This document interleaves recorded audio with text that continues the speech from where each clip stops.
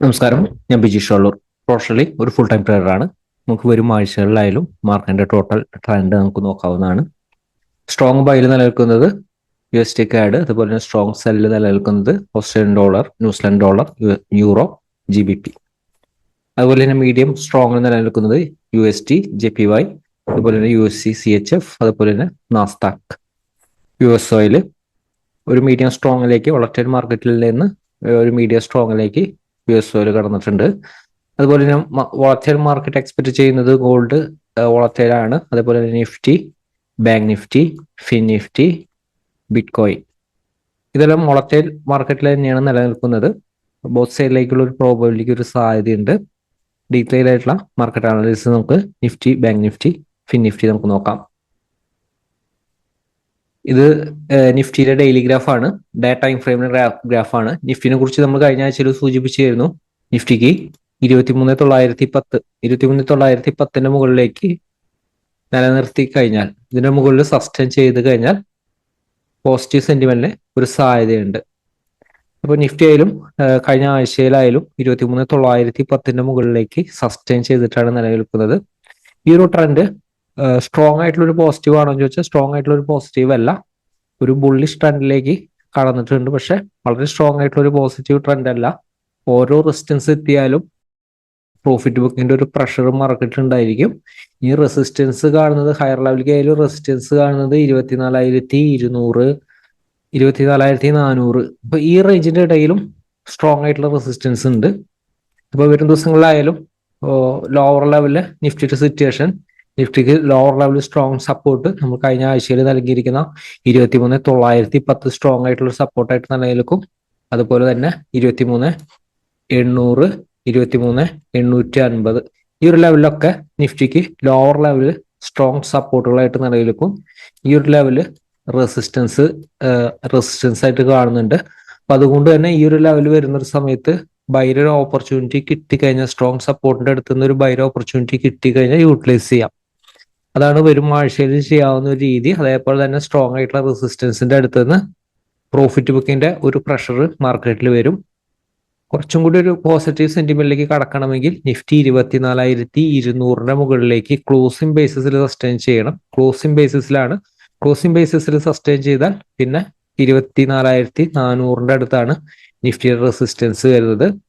അപ്പൊ അതിനുശേഷം നിഫ്റ്റിക്ക് higher level resistance ഉണ്ട്. അതുകൊണ്ടാണ് പറഞ്ഞത് സ്ട്രോങ് ആയിട്ടുള്ള ഒരു അപ്പ് മൊമെന്റത്തിൽ വർക്ക് ചെയ്യണമെന്നില്ല. പക്ഷെ നല്ലൊരു സപ്പോർട്ടിന്റെ അടുത്ത് നിന്നുള്ള ഒരു ബൈര ഓപ്പർച്യൂണിറ്റിക്ക് ഇമ്പോർട്ടന്റ് കൊടുക്കാവുന്നതാണ്. നിഫ്റ്റിക്ക് 23,750 വരെ, നിഫ്റ്റിക്ക് ലോവർ ലെവല് 23,750 വരെ സ്ട്രോങ് ആയിട്ടുള്ള ഒരു സപ്പോർട്ട് ലെവലുണ്ട്. കൃത്യമായിട്ട് മാനേജ് ചെയ്യാനായിട്ട്, കൃത്യമായിട്ടൊരു ട്രെൻഡ് മാനേജ് ചെയ്യാനായിട്ട് ഇൻട്രാഡേ ലെവലിൽ പറയുന്ന അപ്ഡേറ്റുകൾ ശ്രദ്ധിക്കുക. ബാങ്ക് നിഫ്റ്റിയുടെ സിറ്റുവേഷനും അതേപോലെ തന്നെയാണ്. സ്ട്രോങ് ആയിട്ടുള്ള ഒരു അപ്പ് മൂവ്മെന്റ് എക്സ്പെക്ട് ചെയ്യാൻ പറ്റില്ല. ഓരോ റെസിസ്റ്റൻസിന്റെ അടുത്തുനിന്നും ബാങ്ക് നിഫ്റ്റി ഒരു പ്രഷർ ഉണ്ടായിരിക്കും. പക്ഷെ ഈ ഒരു ലെവലൊക്കെ ബാങ്ക് നിഫ്റ്റി സപ്പോർട്ട് ഉണ്ട്. സപ്പോർട്ട് ചെയ്യുന്ന ഒരു ബൈ ചെയ്യുന്ന രീതി, അതുപോലെ തന്നെ റെസിസ്റ്റൻസ് ചെയ്യുന്ന ഷോർട്ട്സ് ആൻഡ് ഓപ്പർച്യൂണിറ്റി യൂട്ടിലൈസ് ചെയ്യുന്ന രീതി, ഇതൊക്കെ റൈറ്റ് ആയിരിക്കും വരും ആഴ്ചയിലെ മാർക്കറ്റില്. അതേപോലെ തന്നെ ഫിൻ നിഫ്റ്റിയുടെ സിറ്റുവേഷൻ ആയാലും അതെ, ഫിൻ നിഫ്റ്റിയുടെ സിറ്റുവേഷനും സെയിം തന്നെയാണ്. ലോവർ ലെവല് ഫിൻ നിഫ്റ്റി കുറച്ചും കൂടി താഴെ വന്നാലും 23,600 അടുത്തൊക്കെ ഫിൻ നിഫ്റ്റിക്ക് സ്ട്രോങ് ആയിട്ട് സപ്പോർട്ട് ലെവലുകൾ ഉണ്ട്. ഈ ഒരു ലെവലൊക്കെ ഫിൻ നിഫ്റ്റിയുടെ സപ്പോർട്ട് ലെവലാണ് വരുന്നത്. അപ്പൊ ഈ ഒരു ലെവലിൽ നിന്നെല്ലാം ഫിൻ നിഫ്റ്റിയുടെ ബൈര ഓപ്പർച്യൂണിറ്റി കിട്ടി കഴിഞ്ഞാൽ യൂട്ടിലൈസ്, സപ്പോർട്ട് ചെയ്യുന്ന ഒരിക്കലും ഷോർട്ട്സിന്റെ ഓപ്പർച്യൂണിറ്റി യൂട്ടിലൈസ് ചെയ്യരുത്. ഷോർട്ട്സിന്റെ ഓപ്പർച്യൂണിറ്റി യൂട്ടിലൈസ് ഈ സപ്പോർട്ടിന്റെ താഴത്തേക്ക് ഒരു ക്ലോസിംഗ് ലെവൽ നിലനിർത്തിയതിനു ശേഷം നെക്സ്റ്റ് ഡേയിൽ വരുന്ന ഓപ്പർച്യൂണിറ്റികളാണ് കൂടുതൽ അഗ്രസീവായിട്ട് ഷോർട്ട്സ് തന്നെ യൂട്ടിലൈസ് ചെയ്യേണ്ടത്. റെസിസ്റ്റൻസിന്റെ അടുത്തുനിന്ന് സ്ട്രോങ് ആയിട്ടുള്ള ഷോർട്ട്സിന്റെ ഓപ്പർച്യൂണിറ്റി യൂട്ടിലൈസ് ചെയ്യാവുന്നതാണ്. ഇവിടെ റെസിസ്റ്റൻസ് ഈ ഒരു ലെവലൊക്കെ റെസിസ്റ്റൻസ് ആണ്, 23,050 റെസിസ്റ്റൻസ് ആണ്. ഇനി ഹയർ ലെവലിലേക്ക് ബൗൺസ് ചെയ്താലും 24,200, 300 ആ റേഞ്ച്, അതായത് ഈ ഒരു ഗ്യാപ്പ്, ഈ ഗ്യാപ്പിന്റെ റേഞ്ചും റെസിസ്റ്റൻസ് ആണ്. പക്ഷെ ഈ ഒരു ലെവലിൽ നിന്നെല്ലാം ഒരു സപ്പോർട്ടിൽ നിന്നുള്ള ഒരു ബൗൺസിനാണ് നിഫ്റ്റിക്ക് ഒരു സാധ്യത വരുന്നത്, ഫിൻ നിഫ്റ്റിക്ക് ഒരു സാധ്യത വരുന്നത്. അപ്പൊ നിഫ്റ്റി ആയാലും ഫിൻ നിഫ്റ്റി ആയാലും ഇത്തരം രീതിയിൽ മാനേജ് ചെയ്യുക. എക്സാക്ട് ആയിട്ടുള്ള ഒരു ട്രെൻഡിൽ നിലനിൽക്കാനായിട്ട് സാധിക്കും. അപ്പൊ നിഫ്റ്റി ആയാലും വരും ദിവസങ്ങളിലായാലും ഇതൊരു വോളറ്റൈൽ മൊമെന്റം ആണ്. അതിനനുസരിച്ചുള്ള രീതിയിൽ മാനേജ് ചെയ്യുക. വളരെ സ്ട്രോങ് ആയിട്ടുള്ള ഒരു market, volatile market, siders market, ഇതൊക്കെ മാനേജ് ചെയ്യുന്ന രീതി കുറച്ച് വ്യത്യാസമുണ്ട്. ഇത് വളരെ സ്ട്രോങ് ആയിട്ടുള്ള മാർക്കറ്റാണ്. സ്ട്രോങ് ആയിട്ടുള്ള മാർക്കറ്റ് ബൈ ആൻഡ് ഹോൾഡ് ആണ്. പക്ഷെ ഇത് സ്ട്രോങ് ആയിട്ടുള്ള ഒരു മാർക്കറ്റ് അല്ല. ഈ ഒരു ബൗൺസ് സ്ട്രോങ് ആയിട്ടുള്ള ഒരു മാർക്കറ്റ് അല്ല. അപ്പൊ അതുകൊണ്ട് ഓരോ റെസിസ്റ്റൻസിന്റെ അടുത്ത് നിന്നും പ്രോഫിറ്റ് ബുക്ക് ചെയ്യുന്ന രീതി മാർക്കറ്റിനനുസരിച്ചാണ് എപ്പോഴും മാർക്കറ്റിൽ ട്രേഡിങ്ങിൽ തീരുമാനങ്ങൾ എടുക്കേണ്ടത്. മാർക്കറ്റിന്റെ situation, buy on support, sell on rise strategy തന്നെ യൂസ് ചെയ്യുന്നതാണ് ഏറ്റവും ബെറ്റർ. നമുക്ക് വരും ആഴ്ചകളിൽ, വരും ദിവസങ്ങളിൽ ഏതാണ് റൈറ്റ് ആയിട്ടുള്ള സപ്പോർട്ട് റെസിസ്റ്റൻസ് എന്ന് നമുക്ക് നോക്കാം. വരും ദിവസങ്ങളിലായാലും നമുക്ക് നിഫ്റ്റിനെ മാനേജ് ചെയ്യാൻ ഏതാണ് റൈറ്റ് ആയിട്ടുള്ള സപ്പോർട്ട്. റൈറ്റ് ആയിട്ടുള്ള സപ്പോർട്ട് കാണുന്നത് നിഫ്റ്റിക്ക് 23,910 ലോവർ ലെവൽ നല്ലൊരു സപ്പോർട്ടാണ്. ഒരു സപ്പോർട്ട് ഹോൾഡ് ചെയ്യുന്നുണ്ടെങ്കിൽ ഈ ഒരു ലെവലിൽ നിന്ന് ബൈർ ഓപ്പർച്യൂണിറ്റിക്കാണ് കൂടുതൽ സാധ്യത, കൂടുതൽ ഇമ്പോർട്ടൻസ് നൽകേണ്ടത് ലോവർ ലെവൽ സപ്പോർട്ട് ചെയ്യുന്ന ബൈർ ഓപ്പർച്യൂണിറ്റിക്ക്. പക്ഷെ ഇൻ കേസ് ഓപ്പൺ ചെയ്യുന്ന സപ്പോർട്ടിന്റെ താഴെയാണെങ്കിൽ ഒന്ന് വെയിറ്റ് ചെയ്യണം. ഷോർട്ട് സെല്ലിന് തന്നെയാണ് സാധ്യത. ഷോർട്ട് സെല്ലിന്റെ ഓപ്പർച്യൂണിറ്റി യൂട്ടിലൈസ് ചെയ്യുന്നുണ്ടെങ്കിലും 23,850 സപ്പോർട്ടാണ്. ഇതൊരു സ്ട്രോങ് സപ്പോർട്ട് ലെവലാണ് വരുന്നത്. ഇതിന്റെ മുകളിലേക്ക് തിരിച്ച് കയറുന്നുണ്ടെങ്കിൽ ബൈർ ഓപ്പർച്യൂണിറ്റി യൂട്ടിലൈസ് ചെയ്യാം. തിരിച്ച് കയറുന്നുണ്ടെങ്കിൽ മാത്രം 850 താഴെയാണ് ഓപ്പൺ ചെയ്യുന്നതെങ്കിൽ വീക്ക്നെസ് ആണ്. തിരിച്ച് 850 മുകളിലേക്ക് സസ്റ്റെയിൻ ചെയ്താൽ മാത്രമാണ് പിന്നെ ബൈയുടെ ഓപ്പർച്യൂണിറ്റി യൂട്ടിലൈസ് ചെയ്യേണ്ടത്. ലോവർ ലെവല് സപ്പോർട്ട് കാണുന്ന 23,800 സപ്പോർട്ട് ഉണ്ട്, 730 സപ്പോർട്ട് ഉണ്ട്. 23,730 സപ്പോർട്ടാണ്.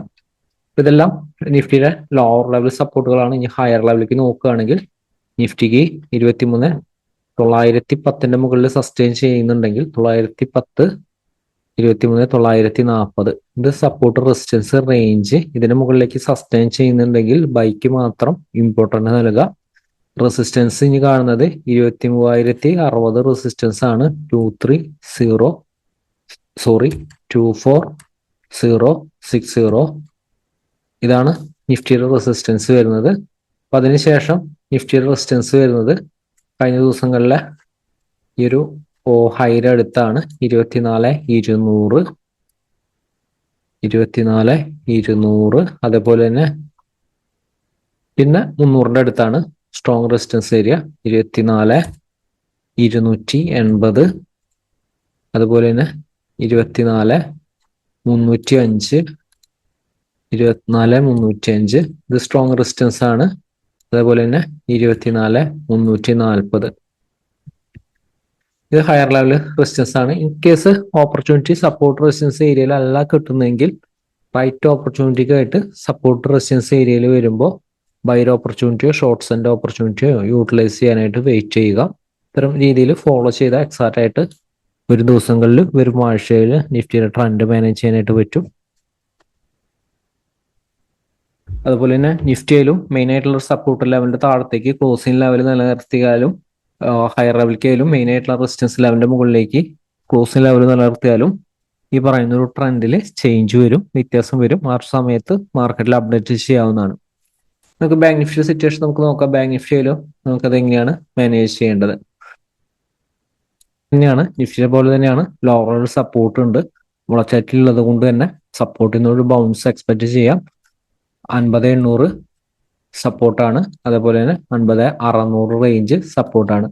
50,600 താഴത്തേക്ക് നിലനിർത്തി കഴിഞ്ഞാൽ ശ്രദ്ധിക്കണം. അഗ്രസീവ് ആയിട്ടുള്ള ബൈർ ഓപ്പർച്യൂണിറ്റി യൂട്ടിലൈസ് ചെയ്ത് തിരിച്ച് 50,600 മുകളിലേക്ക് സസ്റ്റെയിൻ ചെയ്യാതെ, ഇതിന്റെ താഴെ വന്നാൽ വീക്ക്നെസ് തന്നെയാണ്. പക്ഷെ ബൈർ ഓപ്പർച്യൂണിറ്റി ഇതിന്റെ മുകളിലേക്ക് സസ്റ്റെയിൻ ചെയ്താൽ മാത്രം ബൈർ ഓപ്പർച്യൂണിറ്റി യൂട്ടിലൈസ് ചെയ്യാം. വീണ്ടും റെസിസ്റ്റൻസിന്റെ മുകളിലേക്ക് ലോവർ ലെവൽ സപ്പോർട്ട് ചെയ്യുന്ന റെസിസ്റ്റൻസിന്റെ മുകളിലേക്ക് സസ്റ്റെയിൻ ചെയ്യുന്നുണ്ടെങ്കിൽ ബൈർ ഓപ്പർച്യൂണിറ്റി യൂട്ടിലൈസ് ചെയ്യാവുന്നതാണ്. ഇവിടെ ലോവർ ലെവൽ സപ്പോർട്ട് 50,450 സപ്പോർട്ടാണ് വരുന്നത്. ഹയർ ലെവലിലേക്ക് നോക്കുകയാണെങ്കിൽ ഈ ഒരു ലെവല് ക്ലോസിംഗ് റേഞ്ചിലൊക്കെ നാളെ ഓപ്പൺ ചെയ്യുകയാണെങ്കിൽ ബൈർ ഓപ്പർച്യൂണിറ്റി സപ്പോർട്ടിൽ നിന്ന് കിട്ടിക്കഴിഞ്ഞാൽ ബൈർ ഓപ്പർച്യൂണിറ്റി യൂട്ടിലൈസ് ചെയ്യാവുന്നതാണ്. അല്ലെങ്കിൽ 15 മിനിറ്റ് ടൈം ഫ്രെയിമിലെ ഹൈ ബ്രേക്ക് ചെയ്താൽ ബൈർ ഓപ്പർച്യൂണിറ്റി യൂട്ടിലൈസ് ചെയ്യാവുന്നതാണ്. ഈ ലെവലായാലും സ്ട്രോങ് റെസിസ്റ്റൻസ് ഏരിയ 600ന്റെ മുകളിലാണ്. 51,650, അതേപോലെ തന്നെ 51,630, 51,730. ഇതാണ് ഹയർ ലെവലിലേക്ക് സ്ട്രോങ് ആയിട്ടുള്ള റെസിസ്റ്റൻസ്. 730 മുകളിൽ സസ്റ്റെയിൻ ചെയ്ത 52,000 അടുത്താണ്, 52,000 തൊട്ട് താഴെയാണ് സപ്പോർട്ട് എടുക്കുന്നത്. 51,980 അടുത്ത് സ്ട്രോങ് റെസിസ്റ്റൻസ് ആണ്. 52,000 എത്തുന്നതിനെക്കാട്ടി മുൻപ് തന്നെയായിട്ട് പ്രോഫിറ്റ് ബുക്കിംഗ് നടത്താനായിട്ട് ശ്രദ്ധിക്കാം. ഇത്തരം ലെവലുകൾ, ഇത്തരം സപ്പോർട്ട് റെസിസ്റ്റൻസ് അനുസരിച്ച് മാനേജ് ചെയ്താൽ ഈസി ആയിട്ട് മാർക്കറ്റിനെ മാനേജ് ചെയ്യാവുന്നതാണ്. മാർക്കറ്റിലെ വലിയ ദിവസമായിട്ട് നമുക്ക് വരും ദിവസങ്ങളിലെ അപ്ഡേറ്റുകളിൽ വീണ്ടും കാണാം. Thank you.